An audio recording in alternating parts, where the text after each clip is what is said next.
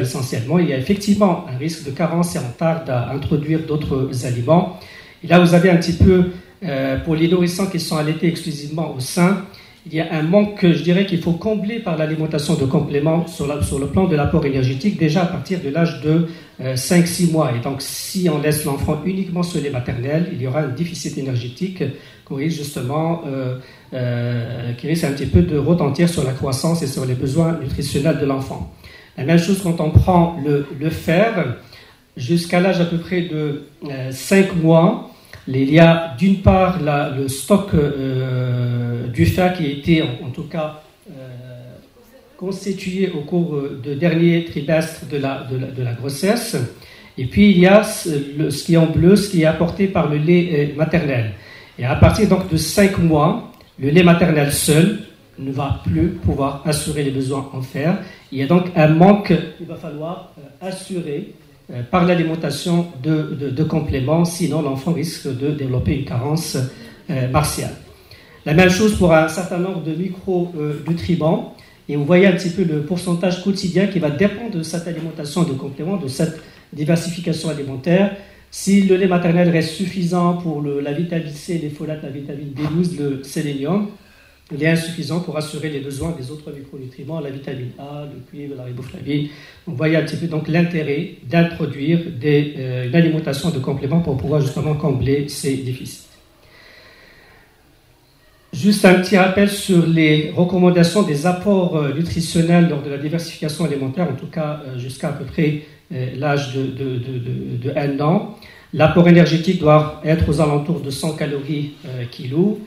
Il ne faut plus avoir peur des lipides pendant cette période de diversification. Et là, les recommandations nutritionnelles des sociétés savantes majorent un petit peu la part des lipides dans l'apport calorique. Les lipides devraient représenter aux alentours de 45 à 50% de l'apport énergétique total, au même taux à peu près que les glucides. Les protéines, par contre, ont été revues un petit peu à la baisse. Il y avait ce souci aussi de lien avec l'obésité ultérieure, bien que les preuves ne sont pas toujours convaincantes. Sinon, pour le reste, le calcium 400-500 mg par jour, le fer à 10 mg, en tout cas, ce sont des nouvelles recommandations, je dirais, pour les apports nutritionnels. Alors, en pratique, si on voit un petit peu, si on passe, comme on dit, à l'assiette, le lait doit être le seul aliment, bien sûr, jusqu'à l'âge de 4 mois révolus, donc pas d'autres aliments que le lait maternel ou les préparations pour nourrissons avant 4 mois. Et l'allaitement maternel seul ne devrait pas être le seul apport nutritionnel à partir de 6 mois. Vous voyez un petit peu le risque de carence en énergie, en différents micronutriments. Le lait aussi reste quand même un aliment de base pour l'alimentation de l'enfant et même au-delà de l'âge de 1 an. Et vous avez ici la place des laits de croissance. Lors de la diversification alimentaire, il faut maintenir 3 laitages par jour, voire du beurre. On peut aussi enrichir par l'huile végétale. Il faut donc assurer un minimum d'apport en micronutriments, en acides gras essentiels, en fer, en vitamines, en calcium. La nécessité aussi de supplémentation en vitamine D jusqu'à l'âge de 18 mois. Les légumes et les fruits sont recommandés à partir de 4 mois, 5 mois sur le repas de midi.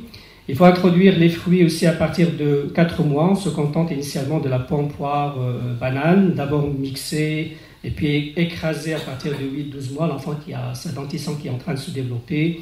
On peut ensuite le mettre sous morceaux de fruits à partir de 12 mois. Là, bien sûr, on est tous d'accord pour ne pas rajouter du sel, ni de sucre lors de la diversification alimentaire. Il faut penser aussi à enrichir par de l'huile, les soupes de légumes notamment. Les viandes seraient introduites ensuite au moins 1 mois après le début d'introduction des légumes. Ce sont un petit peu les recommandations. La viande étant source de fer d'une part, le poisson gras, l'œuf source d'acides gras saturés. Alors pour l'œuf, introduire uniquement le jaune d'œuf, c'est révolu actuellement. Donc on introduit l'œuf entier, mais bien sûr en petite quantité, en augmentant un petit peu progressivement ces différentes sources, je dirais, de protéines animales. Et puis il y a le problème de gluten. Dans un petit peu les recommandations ont changé durant cette dernière année. Jusqu'à à peu près pratiquement 7-8 ans, on recommandait le gluten entre 4 et 7 mois.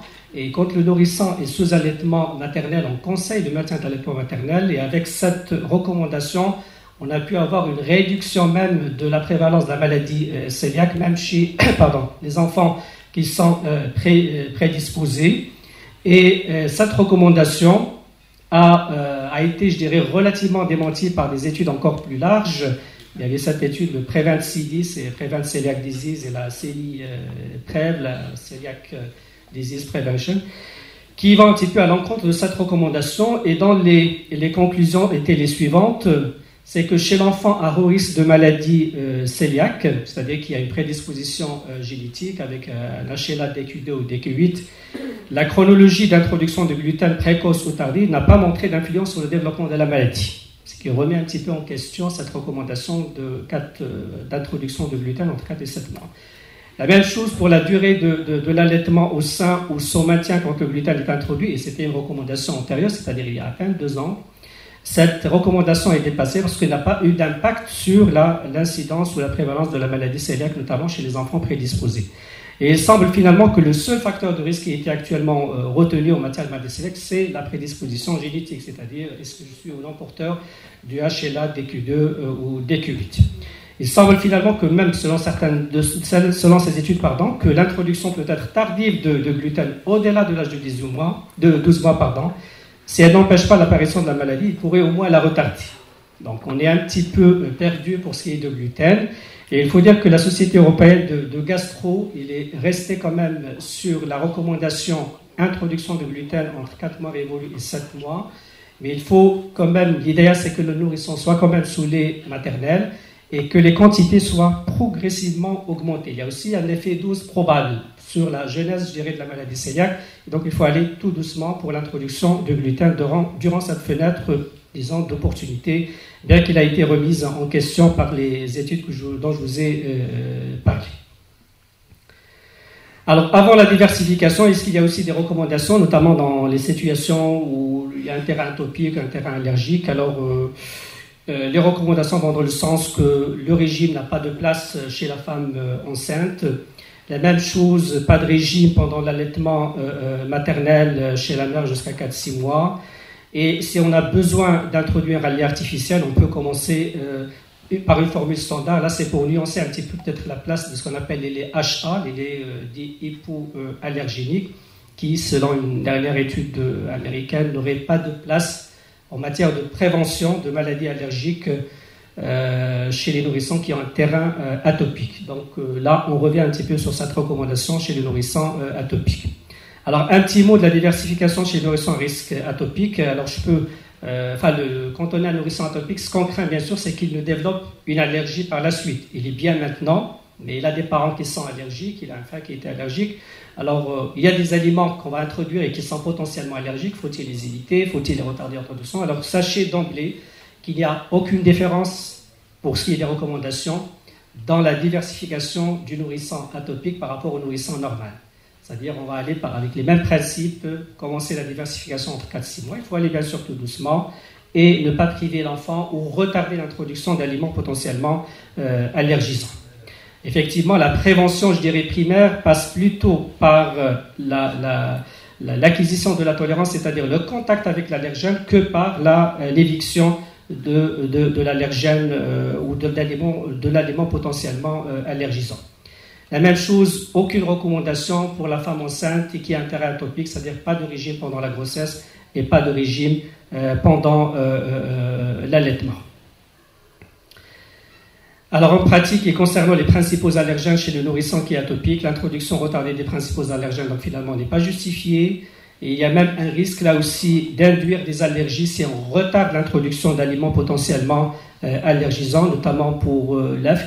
Nous avons des études qui l'ont montré, et donc il est conseillé d'introduire même chez le nourrisson atopique l'œuf entre 4 et 6 mois. La même chose pour le poisson, il ne faut pas retarder l'introduction du poisson. Le blé, mais là le souci c'est plutôt l'allergie au blé et non pas la maladie cœliaque. Donc chez le nourrisson atopique, il faut aussi ne pas retarder l'introduction de la farine du blé dans l'alimentation. La même chose pour l'arachide, ce n'est pas un problème qui se pose chez nous, il se pose chez les Européens, les Occidentaux en général. Et là aussi, on est revenu sur les anciennes recommandations qui est retarder l'introduction de l'arachide. Là, actuellement, il est recommandé d'introduire, même avant l'âge de 1 an, l'arachide chez les nourrissons, même atopiques. Les produits laitiers, il ne faut pas aussi les retarder. Alors, la question des tests cutanés, c'est-à-dire il y a des mamans ou enfin, des médecins qui se posent la question, donc j'ai un nourrisson qui est atopique, est-ce qu'il faut faire des tests cutanés avant d'introduire les aliments potentiellement à la maison? Alors là aussi, il n'y a pas de tests cutanés qui sont recommandés. On va voir un petit peu quelques situations particulières, et notamment chez le nourrisson qui a déjà déclaré de l'allergie. Alors juste, enfin, c'est l'avant-dernière plaque. Quelles allergies chez le nourrisson qui est plutôt allergique? Il y a souvent l'allergie au lait de vache qui apparaît en premier. D'ailleurs, c'est la première allergie alimentaire chez l'enfant.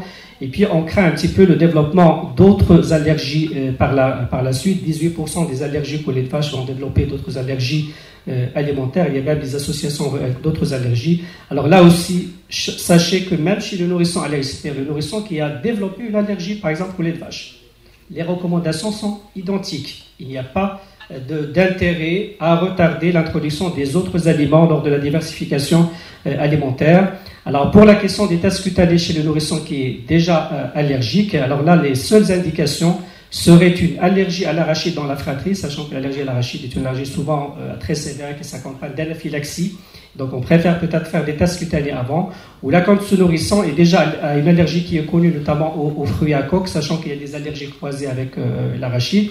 Et puis la dernière indication, c'est les enfants qui ont une dermatite atopique, donc un problème au niveau cutané et qui ne répond pas aux traitements habituels, les traitements corticoïdes, les traitements corticoïdes topiques bien sûr. Alors là, quand la dermatite atopique traîne, là, il faut peut-être suspecter une allergie alimentaire, faire les tests cutanés et puis agir en fonction un petit peu des résultats des tests. Donc finalement, pas de régime, pour reprendre un petit peu les principaux messages, pas de régime pendant la grossesse ou l'allaitement. L'allaitement maternel exclusif est toujours idéal jusqu'à l'âge de 6 mois, mais on peut éviter quand même la diversification entre 4 et 6 mois révolus. Il n'est plus nécessaire de retarder systématiquement, après l'âge de 6 mois, l'introduction d'aliments allergisants tels que l'œuf, le poisson, et cela quel que soit le terrain, atopique ou non. Il faut prendre aussi son temps, bien expliquer, surtout écouter les parents, rester quand même ouvert aux suggestions, et surtout suivre un petit peu le mouvement, je dirais, des recommandations, parce qu'il y a des choses qui changent, il y a des recommandations qui évoluent. Donc il faut se tenir finalement au courant pour les principales recommandations, et je vous remercie pour votre attention. Merci à vous, professeur Taher. Alors on enchaîne les ateliers avec mademoiselle Bleter Souheila, nutritionniste puéricultrice au CHE. Elle va traiter un sujet qui est aussi important, la mise au sein précoce et allaitement maternel exclusif. Quelle est la conduite à tenir? Je vous passe la parole, mademoiselle.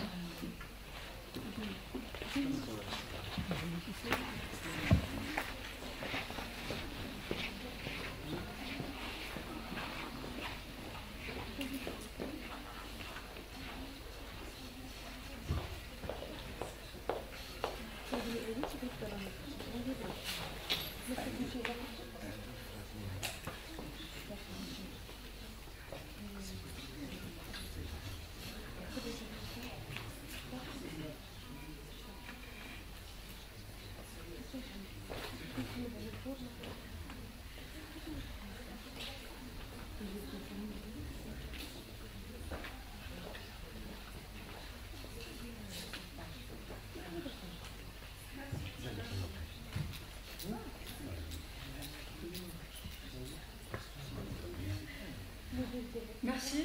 Le sujet de l'allaitement maternel est un sujet d'actualité et de prédilection, surtout pour les puériculteurs. Certainement, il est nécessaire de visiter le sujet sur tous ces aspects afin de bien améliorer ces indicateurs. Lors de mon workshop, je vais traiter le sujet d'une façon pratique et ce en 4 étapes. L'allaitement maternel est une pratique naturelle où l'enfant reçoit le plus simplement possible les éléments adaptés à sa croissance et durant laquelle il poursuit la relation déjà établie durant la grossesse avec sa mère. Les évidences scientifiques de l'allaitement maternel à l'échelle internationale, l'OMS peut désormais affirmer avec certitude qu'elle réduit la mortalité de l'enfant et que ses bienfaits pour la santé se ressentant jusqu'à l'âge adulte. Et pour l'ensemble de la population mondiale, on recommande désormais l'allaitement exclusif au sein pendant les 6 premiers mois de la vie et il doit se poursuivre ensuite jusqu'à l'âge de 2 ans au moins, en l'associant à une alimentation de compléments qui conviennent. Selon la stratégie nationale 2011-2019, l'allaitement au sein exclusif pendant les premiers 6 mois est passé de 62% en 1992 à 30% en 2004. Par contre, en 2006, ce taux n'est plus que de 15%. La durée moyenne de l'allaitement maternel est aussi baissée durant la même période, passant de 15,5 mois à 13,9 mois. Au niveau de la région Émeraude, l'allaitement maternel exclusif varie entre 53,2% en Égypte et 1,3% en Djibouti. Le lait maternel est le premier aliment naturel pour les nouveau-nés et fournit toutes les calories et les nutriments dont l'enfant a besoin pendant les premiers mois de la vie et continue de couvrir la moitié ou plus des besoins nutritionnels pendant le second semestre de vie et jusqu'à un tiers de ses besoins pendant la deuxième année. Les bienfaits de l'allaitement maternel sur le couple mère-enfant et favorise le développement sensoriel et cognitif et protège le nourrisson contre les maladies infectieuses et chroniques. L'allaitement exclusif au sein diminue la mortalité infantile imputable aux maladies courantes de l'enfance comme les diarrhées ou les pneumonies et accélère la guérison en cas de maladie. Prévient les allergies alimentaires, prévient les maladies chroniques liées à la nutrition telles que l'obésité et le diabète type 1, représente le premier rempart contre les maladies cardiovasculaires. C'est le meilleur moyen et le plus sûr et écologique pour alimenter l'enfant. Il contribue à la santé et au bien-être des mères, réduit le risque de cancer ovarien ou mammaire et permet d'avoir un bon départ dans la vie. Un facteur de bien-être de la mère favorise la perte du poids chez les nouvelles mamans, diminue les risques d'hémorragie après l'accouchement, réduit les risques de l'ostéoporose. Les recommandations à l'échelle nationale, le ministère de la Santé a retenu la promotion, le soutien et la protection de l'allaitement maternel comme une stratégie prioritaire. Dans le cadre du plan L'Action 2012-2016, l'objectif fixé par le gouvernement en termes de réduction de la mortalité infantile de manière à s'aligner avec les recommandations de l'OMS et l'UNICEF. Le commencement de l'allaitement dès la première heure de vie qui suit la naissance.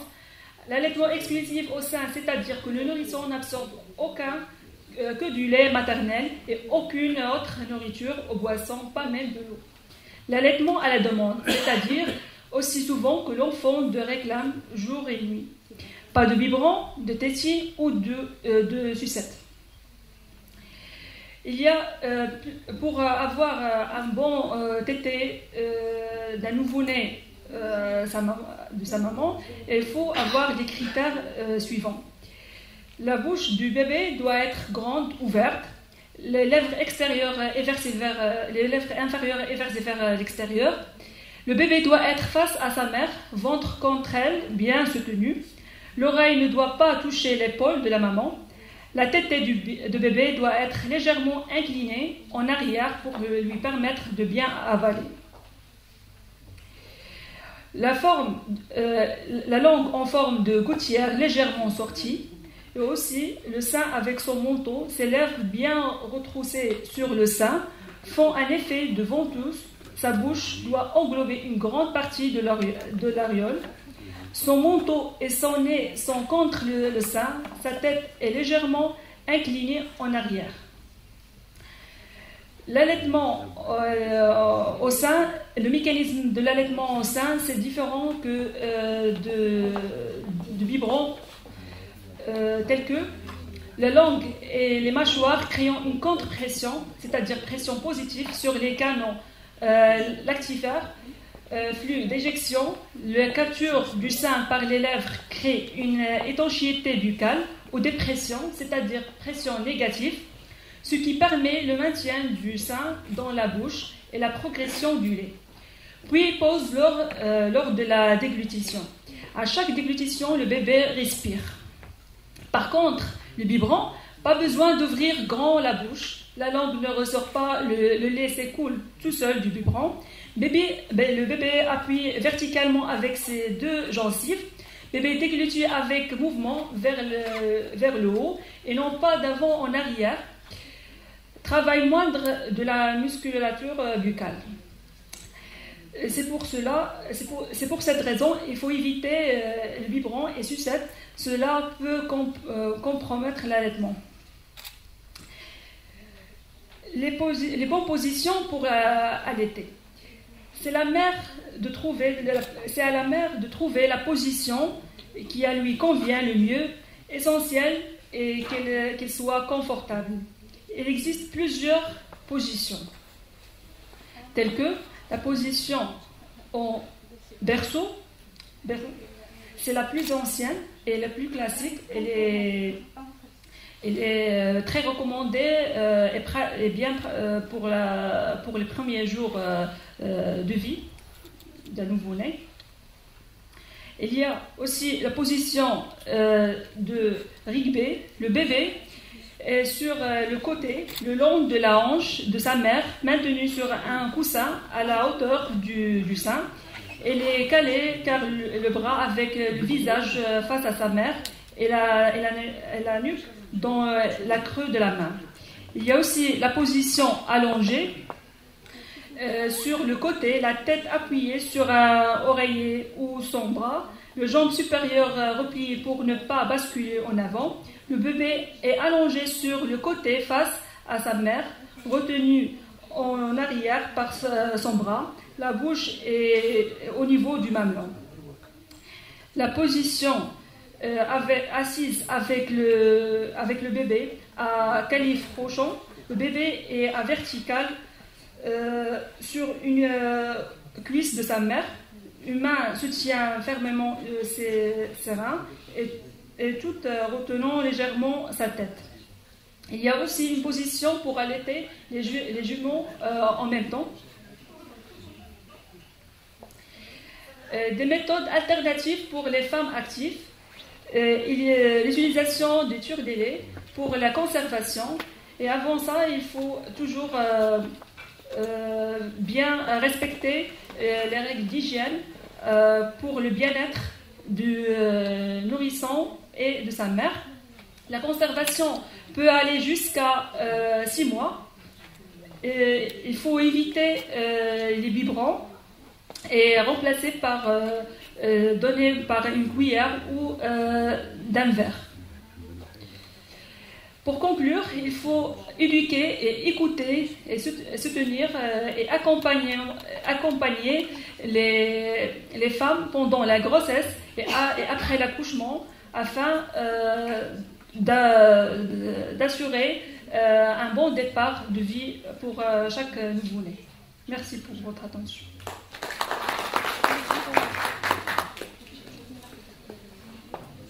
Merci Mademoiselle Souheila Belletir. Merci pour la présentation riche d'informations.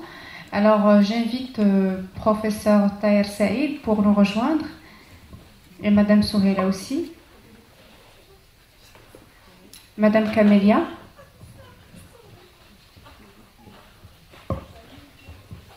Alors on ouvre la discussion, si vous permettez, si vous avez des questions. D'abord, je remercie tous les intervenants pour leur pertinente présentation. Alors, je passe la parole à Madame Fatima El Sissoud.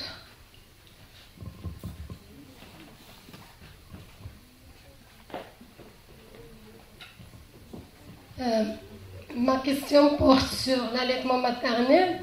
Est-ce qu'il existe une insuffisance de production du lait par la maman? Si oui, est-ce qu'il existe des aliments qui stimulent la production du lait ou bien des médicaments?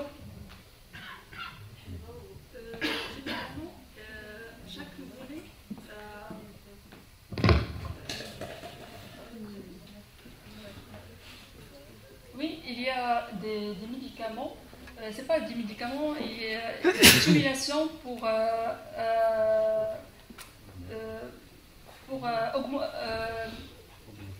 augmenter le processus ou stimulation du processus de lactation pour chaque maman.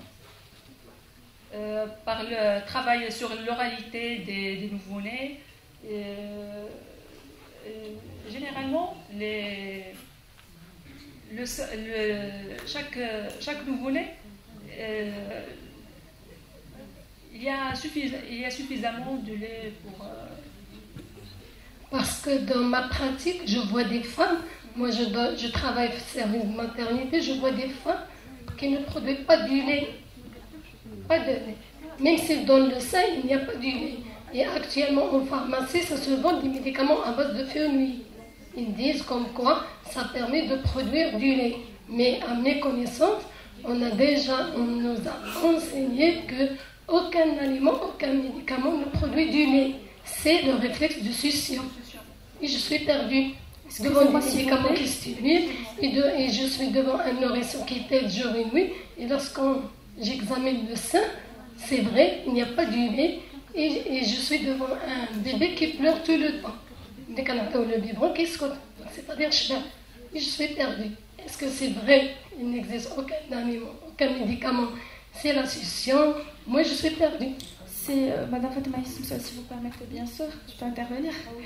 Alors, je pense qu'il existe des compléments alimentaires, peut-être pas sur le marché marocain, mais ça existe.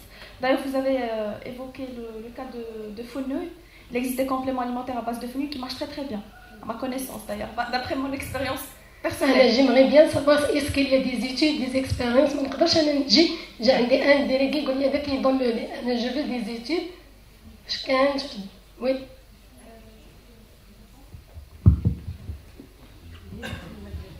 Le sujet que j'ai traité du syndrome d'ovaire polykystique, j'avais souligné le point que la femme qui présente un syndrome d'ovaire polykystique a une hyperprolactinémie. Donc elle a une surproduction c'est-à-dire l'hormone de prolactine, elle est à des taux élevés. C'est pour ça qu'on lui interdit quelques aliments qui favorisent la production du lait.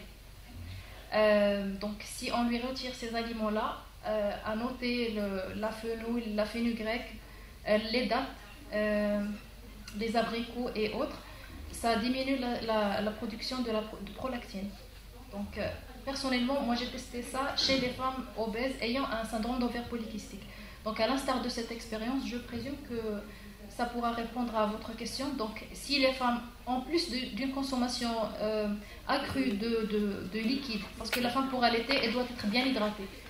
Oui, donc si elle n'est pas suffisamment hydratée, elle ne peut pas c'est-à-dire elle ne peut pas produire de lait. Et bien sûr le repos, l'éviction du stress et la consommation d'aliments qui stimulent la prolactine, qui favorisent la production de prolactine, je présume qu'elle réussira à donner c'est-à-dire à assurer l'allaitement maternel. Généralement pour les 4 premiers jours, il n'y a pas suffisamment du lait, il y a juste le colostrum. Oui, mais j'ai dit il n'y a aucun liquide qui coule du sein. Mais il faut stimuler. Oui, on stimule. On dit qu'il faut stimuler avec la succion. Le bébé, il est là, il tète, il n'y a aucun liquide. Comment y remédier? Je parle de point de vue pratique. Et les médecins avec moi, les pédiatres, ils disent que les médicaments à base de fenouil, c'est psychologique. Je pense Fatima, ça c'est un sujet très important qu'on peut discuter. Oui, je sais. Juste, je me permets de dire, entre parenthèses, mon expérience personnelle et professionnelle me dit qu'en prescrivant par exemple des compléments alimentaires à base de 100% fenouil, une poudre de fenouil sous forme de gélule, je ne suis pas en train de faire de la publicité, mais ça marche très bien. Et puis, même le régime alimentaire peut aider à améliorer, à augmenter la quantité de lait sécrété par la femme. Et puis, il y a des femmes, là où, durant les 4 premiers jours, comme a dit Souheila, qui n'arrivent pas à allaiter leur bébé correctement, vu que la quantité de lait, elle est vraiment très diminuée. Mais après, par la suite, ça commence à couler, vu le nombre de tétés, etc. Donc, même si le lait ne coule pas les premiers jours, on peut y remédier. Donc voilà. Bon, je passe la parole à Madame Marie. C'est-à-dire en faisant abstraction un petit peu des erreurs dans la prise du sein, dans la façon de faire téter un petit peu le bébé. L'insuffisance lactée existe, l'hypogalactie existe, ça c'est clair. On a eu des enfants qui ne prenaient pas du poids alors qu'ils étaient exclusivement sous lait maternel. Là, bien sûr, on suspecte facilement cette insuffisance lactée. Mais à ma connaissance, pour les médicaments qui seraient soit à base de prolactine ou à base de nutriments, entre parenthèses, qui auraient montré une efficacité, là où je n'ai pas vu d'études qui ont montré vraiment que ça va stimuler, ça va améliorer. Il y a peut-être un effet, parenthèse, psychique, probablement, mais sinon, je n'ai pas vu d'études à ma connaissance.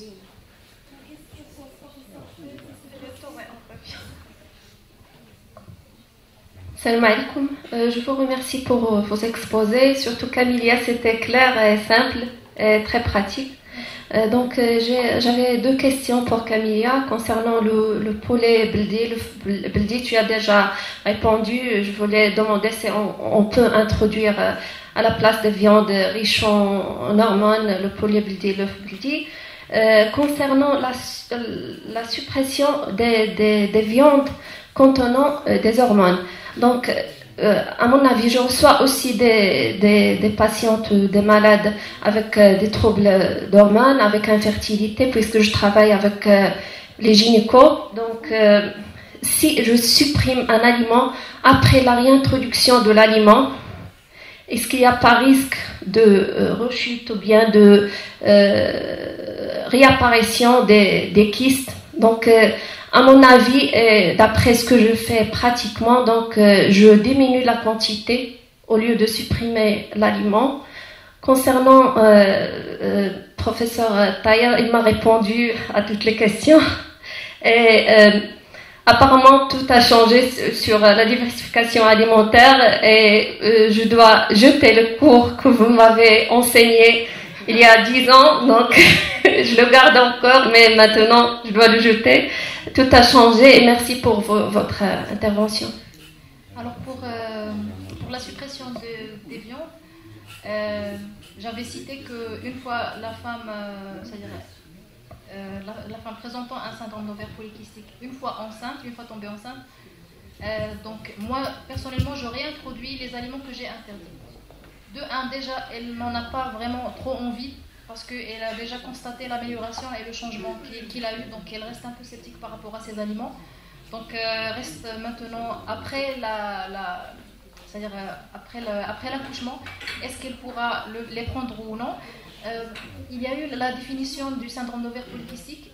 On a dit que c'était une maladie chronique qui touche, qui est responsable d'infertilité chez plus de 70%. Et elle est liée à des habitudes alimentaires qui sont erronées, à des facteurs environnementaux et nos modes de vie. Donc si jamais je réintroduis chez une femme déjà prédisposée d'avoir un syndrome d'ovaire polykystique, je réintroduis les viandes aux hormones, automatiquement j'aurai les mêmes problèmes. Je suppose. C'est-à-dire ayant une sédentarité, une consommation excessive en sucre rapide et avec une quantité prolongée, c'est mieux qu'une suppression. Normalement, elle devrait éviter parce que je présume, je crois qu'elle devrait éviter parce que les viandes aux hormones, elles chamboulent nos hormones. Chez les hommes, donc j'ai évité de dire ça parce que j'ai eu des cas d'hommes présentant des stérilités. Je ne sais pas si c'est induit par la même viande. Donc chez les femmes, est-ce que ça induit ça cause des syndromes d'ovaire polykystique et chez les hommes une stérilité? Je ne peux pas savoir. Mais personnellement, là c'est mon opinion personnelle, normalement elle devrait éviter. Personnellement, j'essaie d'éviter le maximum. Je minimise les quantités pour garder mes hormones stables. Comme ça, je suis en sécurité. J'évite tout cancer ou autre. J'espère avoir répondu à votre question. Alors peut-être Monsieur Hamid Chemlel voulait intervenir. En fait, Oui, Khalid. Je me suis permis de demander en fait la parole avant Monsieur Hamid. Je voulais poser une question à Monsieur Taher, mais entre-temps il y a eu la question de Madame Fatima, donc je voulais aussi apporter l'information dont je dispose par rapport au traitement supposé lactogène. Il y a des études qui sont en train de se faire par rapport aux aliments qui représentent des qualités de phytohormones, comme par exemple les phytohormones du soja par rapport au traitement des symptômes de la pré- et post-ménopause. Et je sais qu'on parle actuellement de phytohormones qui pourraient avoir éventuellement des effets lactogènes. Mais comme l'a dit professeur Taïr, je pense que actuellement ce qui est évident, c'est que la succion est le meilleur moyen de stimuler la lactation chez les nouvelles mamans, et d'où l'importance de la présentation de mademoiselle Souhaïla pour bien appliquer cette lactation, c'est-à-dire pour adopter les positions optimales pour que la succion soit optimale, etc. Donc je reviens à la question que je voulais poser à Dr Taïr par rapport à votre présentation tout à l'heure.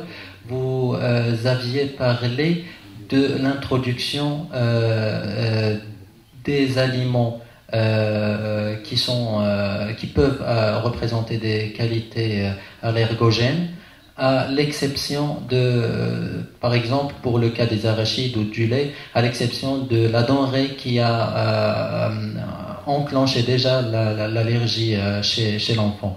Et par la suite, vous avez parlé de terrains qui peuvent présenter des allergies multiples. Alors, le fait d'introduire des aliments allergogènes chez un enfant qui a déjà présenté un terrain d'allergie, est-ce que ça représente pas un risque d'aggraver la situation en déclenchant d'autres allergies accompagnantes?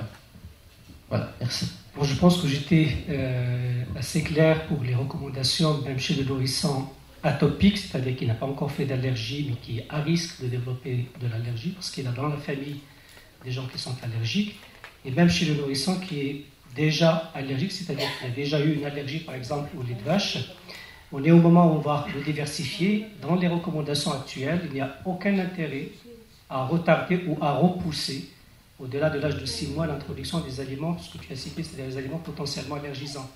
On a même pu démontrer que le fait de ne pas mettre l'enfant en contact de ces aliments potentiellement allergisants, on risque d'induire plus d'allergies. Donc il y a plus de risque à développer de l'allergie si on éviterait à donner ces aliments à ces nourrissons.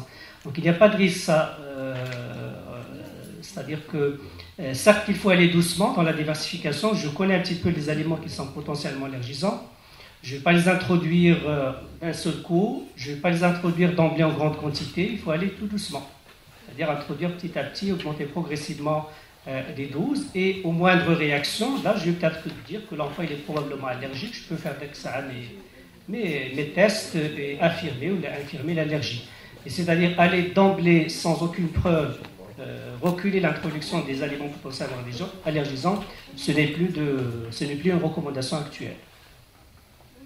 Oui, donc ma question sera sur l'allaitement maternel, en faisant référence aux classes des mères. Est-ce que des bonnes orientations en matière d'alimentation, d'équilibre alimentaire, et des orientations des spécialistes en matière de nutrition et de diététique pour les femmes, en les préparant pour la grossesse et après l'allaitement, est-ce que cette manière peut aboutir à une bonne pratique d'allaitement maternel? D'ailleurs, vous voyez très très bien que dernièrement, il y a une sorte de déclin de la pratique de l'allaitement maternel, dévoilée par plusieurs études, surtout à l'échelon national. L'étude Papchild a édicté qu'il y a une sorte de diminution de la pratique de l'allaitement maternel. D'ailleurs, est-ce que vous pensez qu'une pratique, que des orientations en matière de promotion de l'allaitement maternel et de la pratique de l'allaitement maternel peut intervenir dans ce sens?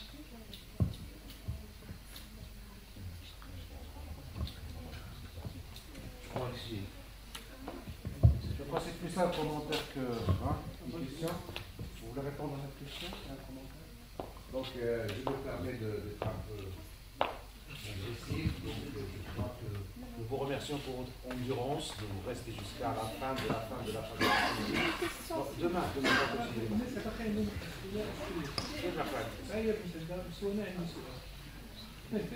Excusez-nous, professeur Abou Salah, il y a encore des gens qui veulent poser des questions quand même. Il est 20h. Sbarna. Alors, je passe la parole à mademoiselle. Après, voilà, il reste encore 4 questions environ.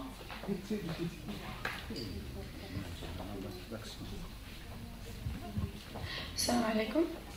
Merci pour la qualité de votre présentation. D'abord, je vais me présenter, c'est Kautar Nasseri, doctorante du laboratoire de biotechnologie, biochimie et nutrition de la faculté de Jdida. J'ai 2 questions. J'ai vraiment besoin de vos réponses. Vous avez cité tout à l'heure dans votre présentation l'expression de allergie au blé. Alors je veux savoir la différence entre l'allergie du blé ou bien au blé et entre celle de l'allergie au gluten. Ça d'une part. D'autre part, et c'est d'après mes modestes connaissances, c'est qu'il y a une différence entre l'allergie et l'intolérance. Alors l'allergie, ça nécessite l'intervention du système immunitaire, tandis que l'intolérance, ça ne nécessite pas d'intervention du système immunitaire, mais ça donne des symptômes et des conséquences qui sont pareilles à celles de l'allergie. Je porte à votre connaissance que j'ai 25 ans et j'ai une intolérance au gluten. Et je cherche encore le facteur ou bien la raison, sachant que je n'ai pas d'antécédents familiaux qui ont souffert. Alors, c'est quoi, d'après vos connaissances, c'est quoi le facteur? Alors, il nous faut peut-être toute une session sur le gluten, mais je vais essayer quand même d'être assez succinct. Alors, quand on prend un petit peu la graine du blé, il y a de l'amidon, il y a à peu près 15% de protéines. Et dans les protéines, vous avez les prolamines qui nous intéressent le plus, qui représentent le gluten. Et dans le gluten, il y a en fait les gliadines et les gluténines. Et pour revenir un petit peu à la différence entre allergie et maladie cœliaque, le mécanisme, il est humain dans les 2 cas, c'est-à-dire il fait intervenir un mécanisme immunologique, mais la maladie cœliaque, c'est une maladie auto-immune, c'est pas une allergie.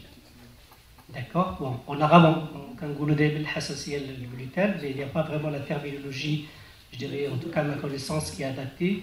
Alors, maladie cœliaque, c'est une maladie auto-immune dont le trigger, dont le déclencheur, c'est le gluten. Et puis, il y aura une autodestruction, en tout cas, des lésions qui vont survenir suite à l'action de ces anticorps dirigés contre la glutaminase, etc. Ça va entraîner une abrasion de la muqueuse, etc. Mais l'allergie, il fait intervenir un mécanisme plutôt, là aussi immunologique, mais de type allergique. Il y a la forme, ce qu'on appelle la forme IgE médiée, qui va faire intervenir directement les IgE.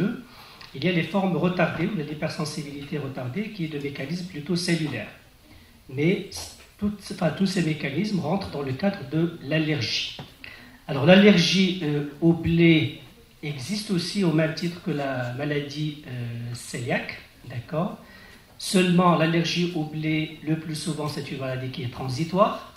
Et d'ailleurs, pourquoi j'ai rappelé un petit peu la composition de la graine du blé? Parce que les protéines responsables ne sont pas les mêmes. Dans l'allergie, c'est beaucoup plus les oméga-gliadines. Dans l'intolérance au gluten, c'est plutôt les alpha-gliadines. D'accord. Donc, c'est pas les mêmes protéines. Alors, l'allergie au blé, il est le plus souvent transitoire. Et vous avez plus de 85% des enfants qui vont devenir tolérants vers l'âge de entre 3 et 5 ans. Et la maladie cœliaque, c'est une maladie pour toute la vie. Quand je suis intolérant au gluten, j'ai une maladie cœliaque, je le serai pour toute la vie. Alors, il y a actuellement une autre forme d'intolérance. Quand je dis intolérance, c'est un terme relativement global. D'accord? C'est-à-dire, je ne supporte pas un aliment, mais le mécanisme peut être la maladie cœliaque, ça peut être l'allergie. Il y a une autre forme actuellement qui a été en vogue ces dernières années, ce qu'on appelle l'hypersensibilité non cœliaque au gluten. Ce n'est pas de l'allergie, c'est-à-dire on a dû faire les tests d'allergie, c'est pas ça.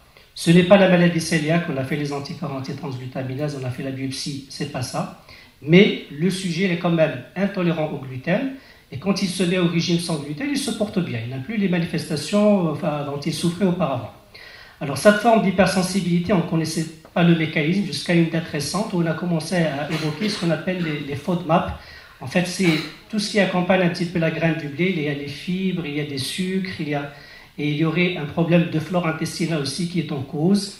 D'accord? Donc c'est encore relativement au stade un petit peu des hypothèses et de certaines évidences scientifiques, mais il y aurait quand même un mécanisme sur lequel on s'oriente de plus en plus. Et là, en fait, c'est des gens qui devraient éliminer peut-être le blé, mais aussi d'autres aliments qui contiennent... L'avoine, l'orge, le siècle... Non, ça c'est pour la maladie cœliaque. L'avoine, il est autorisé dans la maladie cœliaque. L'avoine, il est autorisé, seulement on recommande qu'il soit peut-être utilisé 1 an après le début de régime sans gluten. Et au cours de la première année, pas au cours de la première année, et après la première année du régime, on peut utiliser les aliments à base d'avoine. L'avoine ne pose pas de problème en principe chez les cœliaques. D'accord? Donc l'hypersensibilité au gluten non cœliaque, c'est une autre entité. On incrimine les FODMAP, il suffit de faire une petite recherche avec le Google FODMAP, on va vous dire un petit peu quels sont les composants, je dirais, nutritionnels qui seraient un petit peu à la base de cette hypersensibilité non cœliaque, et c'est un autre mécanisme. Ce n'est pas de l'allergie, ce n'est pas la maladie cœliaque.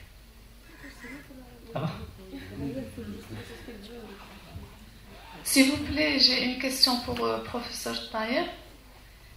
Est-ce que la suppression d'aliments allergisants chez un enfant qui a déjà diversifié son alimentation et qui a un eczéma atopique va aider à améliorer son état?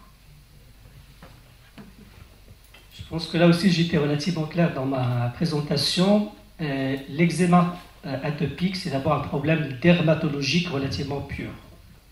C'est-à-dire qu'il faut traiter énergiquement, je dirais, la peau de l'enfant. Juste pour faire un petit rappel, au niveau de la peau, il y a les kératocytes, d'accord. Il y a les pores, ce qu'on appelle la filagrine. Alors la filagrine, il est malade. Et donc la peau, elle est facilement sensibilisée. Enfin, tout ce qui est dans l'environnement peut passer à travers sa peau fragile.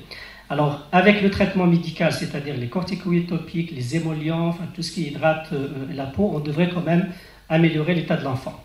Et ce n'est que dans les formes qui ne répondent pas à ce traitement topique bien suivi, etc., que l'on va suspecter une origine allergique, notamment une allergie alimentaire. C'est-à-dire même dans les recommandations, je l'ai dit tout à l'heure, on ne fera pas de test cutané, on ne fera pas de bilan allergologique systématique, sauf chez les enfants qui ont un eczéma atopique qui ne répondent pas au traitement. Et là, bien sûr, il ne faut pas mettre de régime empirique, il faut cibler l'aliment, c'est-à-dire faire des tests, rechercher l'allergène probablement en cause et faire des élections en conséquence, et non pas éliminer tous les aliments potentiellement allergisants. Parfois, il a besoin des aliments lors de sa période de croissance, et donc le fait de le priver de plusieurs aliments allergisants risque d'avoir un retentissement nutritionnel aussi. Dernière question. J'ai un nourrisson âgé de 8 mois adressé par un pédiatre qui refuse de manger, avec une anémie bien sûr. Parce qu'on discute l'âge de la diversité. Comment on peut résoudre le problème des enfants qui refusent de manger? Lors de la diversification? Oui. L'allaitement maternel jusqu'à 6 mois. Lorsqu'on veut mener une diversification, ils refusent de manger. Hier, la consultation diététique, j'ai reçu un nourrisson adressé par un pédiatre avec une anémie à 9 d'hémoglobine qui refuse de manger. Est-ce qu'on a traité l'anémie? Pas encore. Alors l'anémie en elle-même, quand elle est carentielle, elle peut justement entretenir le cercle de refus, l'anorexie, etc. Alors pour couper parfois le cercle, il faut supplémenter éventuellement en fer et prendre en charge la carence martiale. Mais la mère rapporte toujours que... Le refus. Elle refuse. Alors tu me l'envoies, je l'hospitalise, je lui mets une sonde gastrique, je l'alimente quand je veux. Elle a essayé de mettre une cuillère... Oui, il faut toujours tenter, ça c'est clair. Il ne faut Avec pas la agresser cuillère, l'enfant, il faut aller doucement. Il faut peut-être changer un petit peu, enfin ajouter du miel, ajouter tout ce qui peut justement attirer ou améliorer la palatabilité un petit peu des aliments qu'on donne à l'enfant. C'est vrai que les enfants qui restent longtemps sous sein sont difficiles parfois à diversifier. Mais c'est de pas une raison pour baisser les bras. Je le dis toujours aux mamans, il faut toujours tenter, retenter. Et en fonction un petit peu, bien sûr, de l'état de l'enfant, corriger un petit peu les carences. Je ne dirais pas qu'il faut absolument l'hospitaliser, mais quand le besoin est là, on pourra peut-être le prendre en charge aussi en hospitalier, on ne sait jamais. Et sinon, il faut toujours tenter. Merci beaucoup, professeur Taïel. Merci pour vos interventions. Puis je remercie encore une fois les sponsors de cet événement. Je remercie tout le public d'avoir assisté avec nous. Et je vous invite à être présent demain matin vers 9h. Comme ça, on enchaîne le programme scientifique de cet événement. Et je vous remercie infiniment.